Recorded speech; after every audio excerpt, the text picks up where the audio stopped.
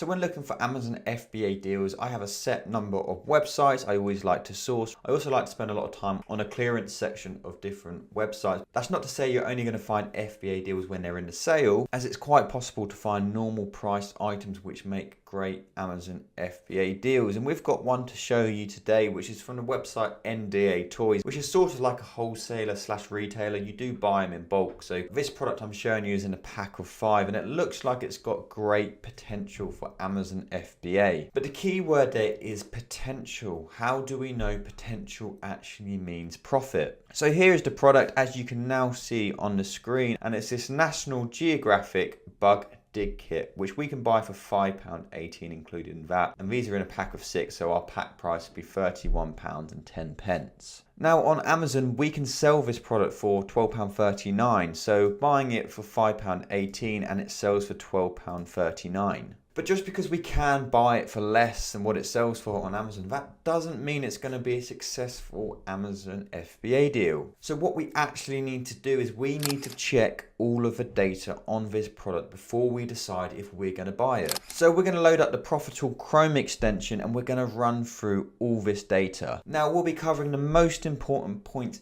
at the end, so make sure to stick around until then if you want to learn the tricks which can make you beat 80% of other sellers who are new to selling on Amazon. So of course we've checked our buy price and our sale price, so that's great, but the first thing we're always going to be checking is its profit and is it selling firstly. So we can see on this item that this product sells 18 to 28 units a month. It's not a huge seller by any means, but we can go for slower sellers as long as we haven't got a huge amount of competition, which we'll touch on later on. Now we're going to check our profit. We need to make sure we're making a profit on this item, otherwise it defeats the point of even going to all this effort. So we'll scroll down a bit further.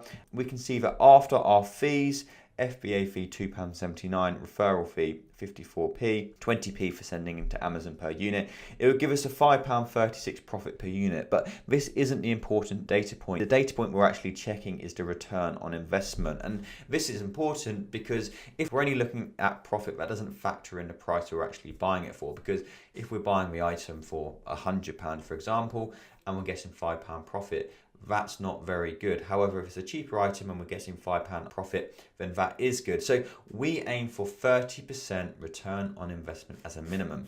So on this one, we're getting 145% return on investment. So it looks like it's got great potential for Amazon FBA. It means we've got a lot of wiggle room on the price because prices do drop. Sadly, people do get into pricing wars. So when we've got a really high return on investment at the start, that is a good sign. Now, I have touched on the competition already as well. So our sales of 18 to 28 units a month, we need to check how much competition we've got, how much stock they have, to see if we have any chance of getting on the buy box. So we'll come down to the seller data section here. We can see we have 7 FBA sellers, but what we actually want to check is how much stock do these sellers have. So we'll click view seller stock data. As we can see, between the FBA sellers, the FBM sellers aren't really that important, so we'll just turn these off. Between the FBA sellers, they've got 33 in stock between them, so it's selling 18 to 28 a month and there's 33 in stock between them. So it's not too bad. However, some people would be put off by that. You may want to have higher sales,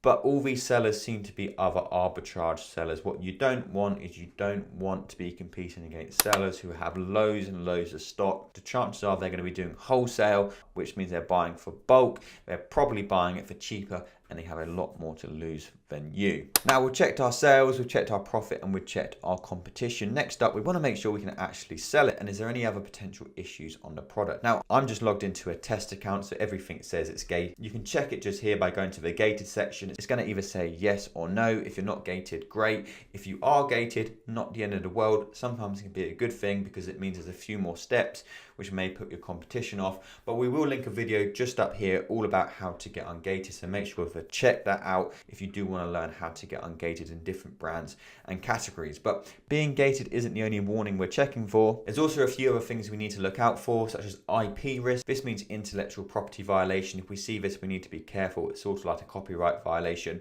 Also got hazmat, which means it's potential dangerous goods, not a problem here. Oversized means it's a larger item, not the end of the world.